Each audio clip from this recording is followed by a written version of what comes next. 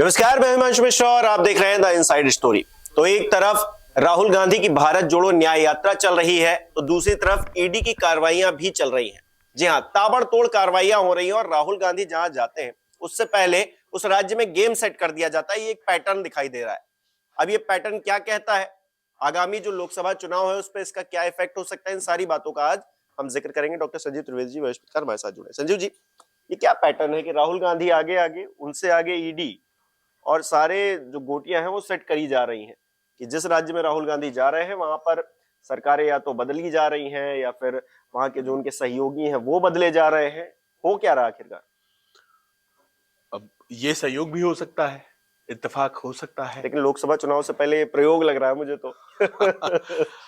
पर जो बातें आप कह रहे हैं उसको अगर हम सिलसिलेवार तरीके से समझें तो पाते हैं कि जब वो बंगाल पहुंचे तो ममता जी उनके मंच से नदारद हो गई और उनके साथ भी ईडी के मामले तो जुड़े हैं ही, उनके भतीजे अभिषेक के साथ, और पीछे पूछताछ भी हुई थी।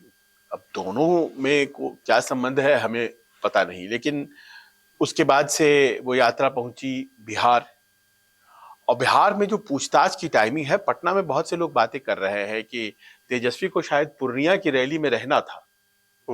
पूर्णिया में जो आज रैली हुई, और देखिए कुछ ऐसा हुआ कि पूर्णिया की रैली में मौसम खराब होने की वजह से मल्लिकार्जुन खड़गे भी नहीं पहुंच पाए। वो भुवनेश्वर में थे कल, तो उनको पटना पहुंचना था या फिर पूर्णिया पहुंचना था, तो वो भी नहीं पहुंच पाए। और लालू जी से पूछताछ कल हुई और घंटों चली वो पूछताछ। जाहिर है बहुत थक गए होंगे, बुजुर्ग हैं।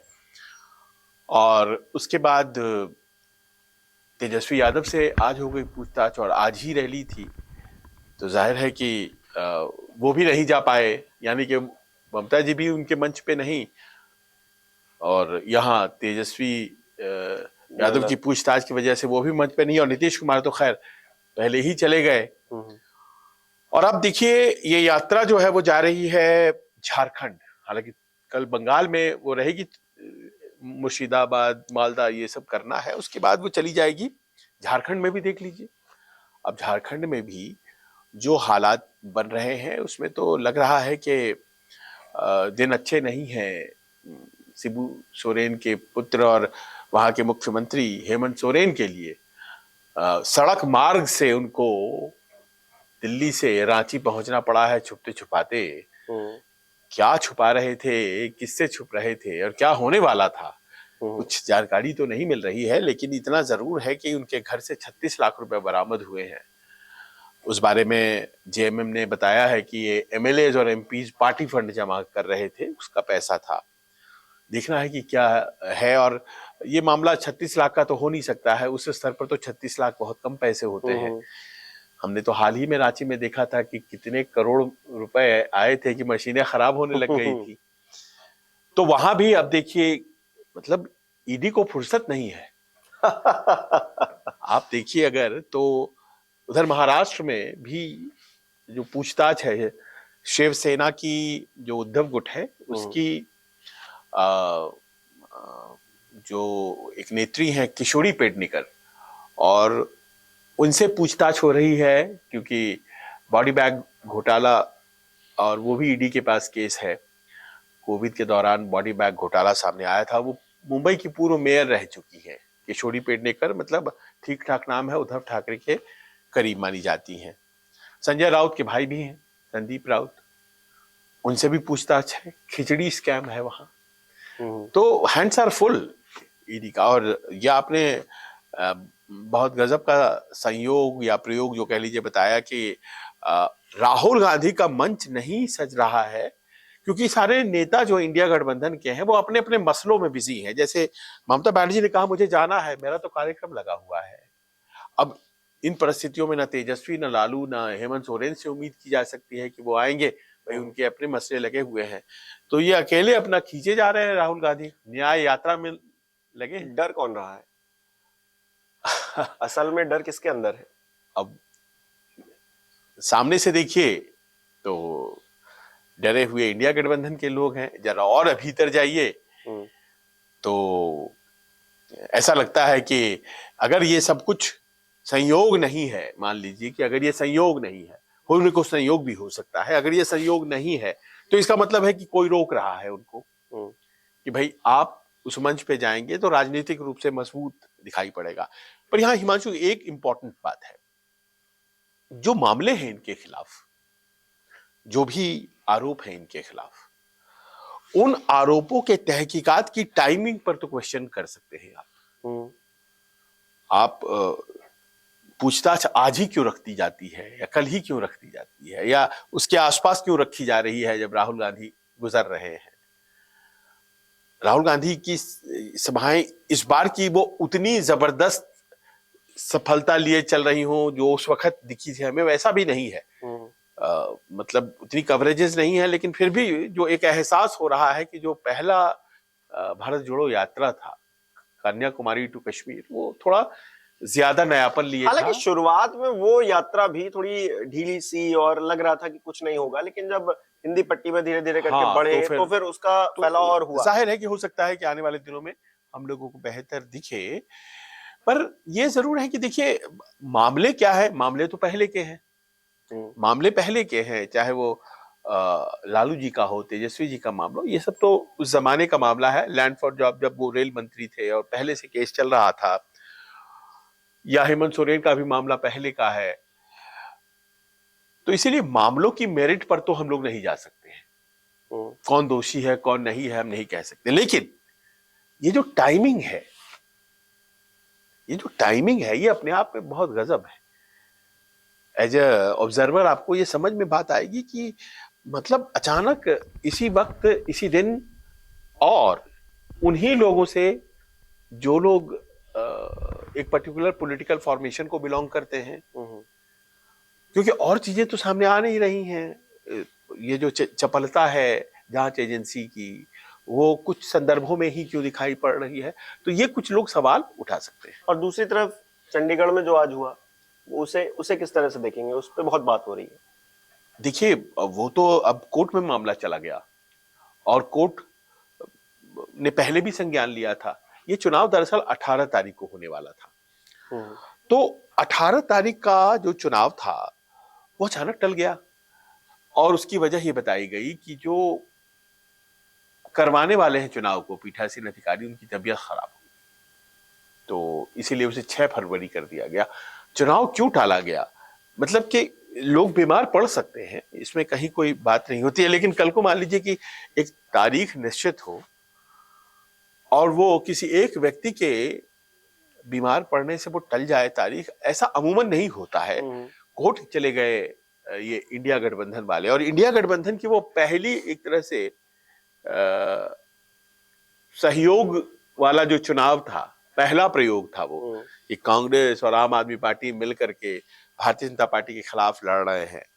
तो भारतीय जनता पार्टी, जाहिर है कि उनके पास कम पार्षद थे, 36 वोट थे, 36, जिसमें एक सांसद का भी था, 20 इधर थे, 16 उधर। हाँ, और 16 उधर थे। तो अब ऐसे में ये था कि आम आदमी पार्टी और कांग्रेस का जो उम्मीदवार है उसमें इस गठबंधन के जी जाने की संभावना ज्यादा थी, लोग कह रहे थे। 4 ज्यादा थे, लेकिन 8 कम कर दिए गए, तो 4 कम होके जीत गए इंडिया। तो हाँ, तो अब ये देखिए, बीजेपी वाले थे। हाँ, अब ये देखिए कि सोनकर जी जीत गए वहां पर भारतीय जनता पार्टी से।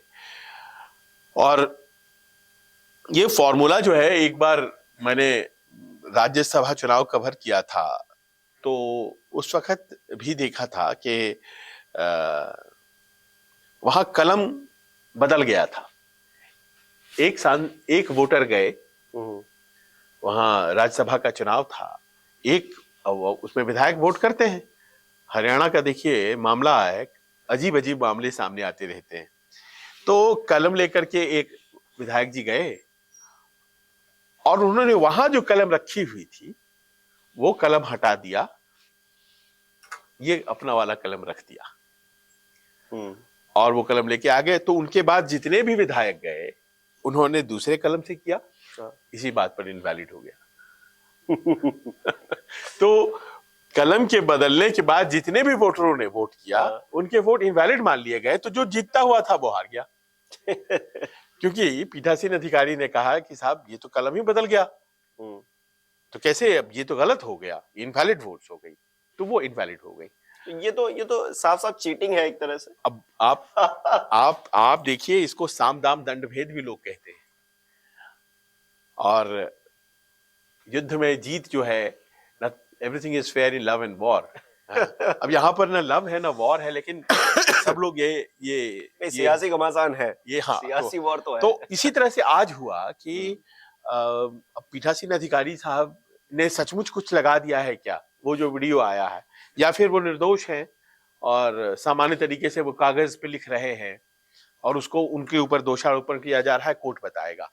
लेकिन मतलब भारतीय जनता पार्टी ने इतनी तैयारी की एक मेयर के चुनाव के लिए, ये देखने वाली बात है।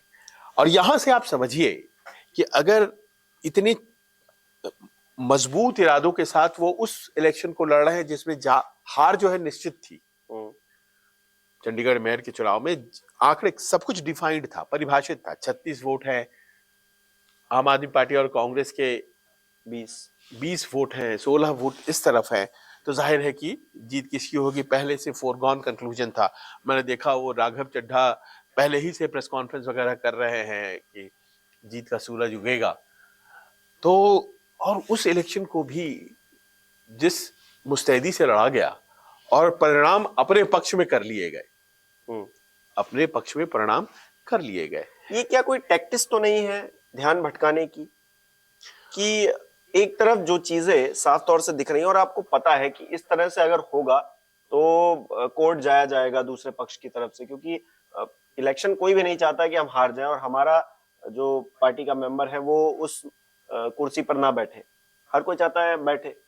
तो अगर इस तरह की चीजें की गई हैं, कल को कोर्ट से कुछ और फैसला आता है और ये चीजें फिर से डाइल्यूट होके फिर कोई और फैसला निर्धारित होता है, तो क्या लगेगा कि एक डाइवर्ट माइंड करने के लिए ये सब चीजें की। देखिए वो चंडीगढ़ है, वहां पर थोड़े दिनों में वोटिंग होनी है लोकसभा की, एक सीट है ना चंडीगढ़।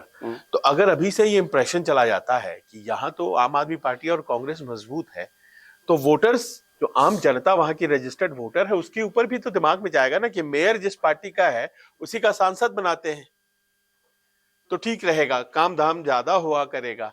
अगर मान लीजिए मेयर हो जाता है आम आदमी पार्टी का और भारतीय जनता पार्टी के सांसद हो जाते हैं, तो ये टकराव में ही चंडीगढ़ का काम नहीं होगा। तो ये सारी दिमाग में बातें रहती हैं। और अब जो ये खिचड़ी पक गई वहां पर, तो इसका अर्थ यह हुआ कि कोर्ट में भी जाएगा तो स्टे ऑर्डर लग जाएगा, फिर जब होगा तब होगा। तो इंडिया गठबंधन तो चौतरफा हार रहा है, ये दिखाई दे रहा है। इलेक्शन जहां पे हो रहा है वहां पे भी हार रहा है। हालांकि हारना नहीं चाहिए, क्योंकि जो वहां पे चेक एंड बैलेंस की स्थिति है वो कुछ और कह रही थी। दूसरी तरफ यहाँ पर जो नेता सहयोगी हैं उनके ऊपर किस तरह से चाबुक चल रहा है ईडी का। तो ये कुल मिलाकर इंडिया की स्थिति इस वक्त कैसे आकलन किया जाए, और आने वाले 1 महीने में, 1.5 महीने में इलेक्शन फिर घोषित हो जाने, और उसके बाद तो फिर कुछ बचेगा ही नहीं। मैं आपको एक वाकया सुनाता हूं, और भारतीय लोकतंत्र में ये कोई नई बात नहीं है। एक बिल पे चर्चा हो रही थी, और वो बिल ऐसा था कि उसमें कांग्रेस पार्टी की सरकार उस वक्त थी संसद में, और उसमें भारतीय जनता पार्टी और तमाम विपक्ष एक हो गए थे, और जो सहयोगी थे कांग्रेस पार्टी के, उसमें से भी कुछ लोग उस बिल के खिलाफ हो गए थे। तो जाहिर है कि उसमें कांग्रेस सत्ता पक्ष में थी, बावजूद उसके उसकी हार हो जाती। तो आखिरी दिन संसद सत्र का चल रहा था, तो बिल पे चर्चा होने लग गई, और रात 8 बज गए, 9 बज गए। पत्रकारों के लिए भी भोजन का इंतजाम किया गया संसद में। हम लोगों ने खाना खाया, अब बहस चल रही है। 12 बज गया। जैसे ही 12 बजा, ये हासिम अंसारी साहब थे उस वक्त vice president chairman of the Rajya Sabha, उन्होंने बोला काम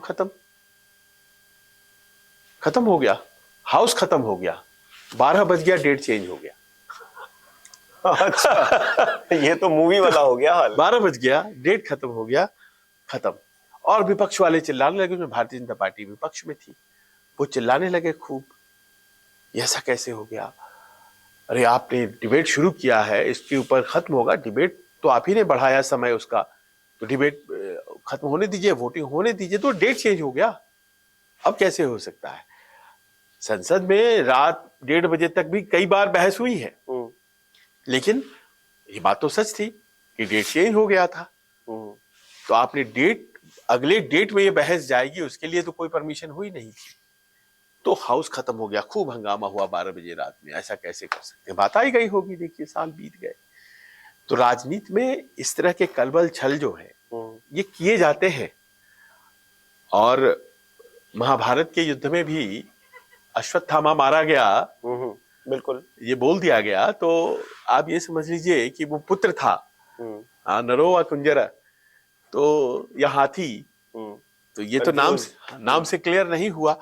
तो ऐसा लगता है कि नीति में ये इस्तेमाल करते हैं लोग, राजनीति में इस्तेमाल करते हैं लोग, सही नहीं कही जा सकती जनता है। याद करे, जनता याद रखेगी। और जनता को जाहिर है कि इन सब चीजों में अच्छा नहीं लगता है। जो वोटर होता है वो देखता है कि आपको हमने क्या करने भेजा है और अब कर क्या रहे हैं, आपसे क्या हमारी उम्मीद है। इस तरह के प्रपंच के लिए आपके पास कहां से दिमाग आ रहा है, इसके लिए तो नहीं भेजा गया था। तो जनता बहुत प्रसन्न नहीं होती। और आपने एक बात पूछा कि भाई इसमें इंडिया गठबंधन, तो जाहिर है कि हर मंच पे वो डिफीट उसे मिल रही है, तो ये सही बात है। इसमें कहीं कोई दो राय नहीं है कि चाहे वो नीतीश जी वाला मामला हो, चाहे वो ईडी के स्तर पर बातें जो हो रही हैं उसमें हो, क्योंकि भारतीय जनता पार्टी के तो किसी नेता को हमने ईडी से पूछताछ होते हुए अभी देखा नहीं।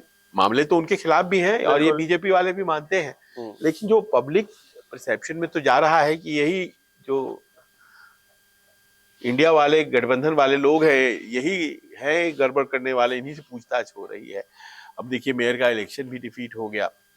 दूसरी तरफ अभी देखा आपने कि अखिलेश जी ने घोषित कर दिया अपने उम्मीदवार आगे बढ़ करके। हालांकि ठीक है, उनको अधिकार है, लेकिन अगर गठबंधन में है तो सब साथ बैठते हैं। नहीं तो वो अपनी पार्टी का कर दिया, इतनी हैरानी नहीं हुई जितना उन्होंने कांग्रेस को भी हमने इतना दे दिया, ये भी घोषित जैन को भी दे दिया, ये भी घोषित। तो वो वहां स्वयंभू बने हुए हैं, वो सब कुछ कर लेना चाह रहे हैं। तो उत्तर प्रदेश उन्हीं के हाथों में। हाँ, बहुत कुछ सामान्य तो नहीं है इंडिया गठबंधन के लिए, बहुत कुछ अच्छा तो नहीं है। जिस तरह से राहुल गांधी का जो अप्रोच है, राहुल गांधी देखिए एक जुझारू नेता है, इसमें कोई दो मत नहीं है, पर हमेशा क्या होता है कि जो आपकी ताकत है वो सही दिशा में लग रही है क्या, ये बहुत इंपॉर्टेंट है। बड़ी ईमानदारी से मेहनत करते हैं। पर एक प्रश्न है कि कांग्रेस आज की तारीख में सर्वाइवल की कोशिश कर रही है या रिवाइवल की कोशिश कर रही है। 2024 के लिहाज से देखेंगे तो सर्वाइवल की जरूरत है, क्योंकि सबके साथ मित्रता करो और इतनी सीटें लाओ कम से कम, है ना, कि वो 50 और 55 का जो आंकड़ा थमा दिया गया है, जो आजादी के बाद पहली दफा हो रहा है 2014-2019 में, वो नहीं भैया। अपनी ताकत से और दूसरों की ताकत को जोड़ करके आप सीटें जीते, 100-125 लाएं, क्योंकि जब तक कांग्रेस इस देश में जो सबसे बड़ी पार्टी है पूरे देश में फैली हुई, वो 150 सीट 125 सीट नहीं लाती है, तो सत्ता परिवर्तन केंद्र में नहीं होगा। सही बात है। चाहे ममता जी पूरी सीटें अपनी जीत जाएं, अखिलेश जी आधी सीटें उत्तर प्रदेश की जीत जाए, लेकिन जो सबसे बड़ी पार्टी है, जो कि पूरे सभी प्रदेशों में है जिसका जनाधार, वो अगर 125-150 नहीं लाएगी तो ये सारी ताकतें जुड़ करके 272 का आंकड़ा प्राप्त नहीं कर पाएगी। चलिए देखिए, बीजेपी संयोग प्रयोग कर रही है। अब ये समस्या है कि ये रिवाइवल की कोशिश ज्यादा लगती है राहुल गांधी की, सर्वाइवल से ज्यादा वो रिवाइव पार्टी को खड़ा करने की कोशिश ज्यादा लगती है, क्योंकि सर्वाइवल में तो आप बहुत एडजस्टमेंट करते हैं।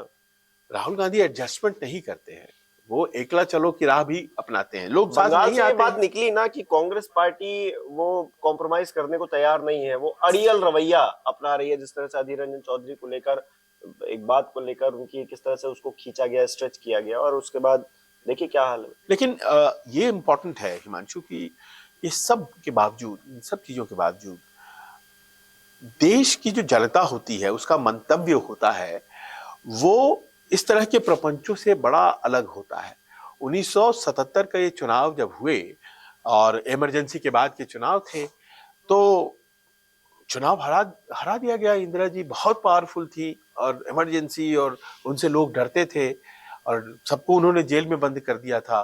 लेकिन देखिए, जब चुनाव हुए उनकी भी हिम्मत नहीं पड़ी कि इमरजेंसी को खींचा जाए, पाकिस्तान की तरह डिक्टेटरशिप ले आया जाए। भारत में वो संभव नहीं है।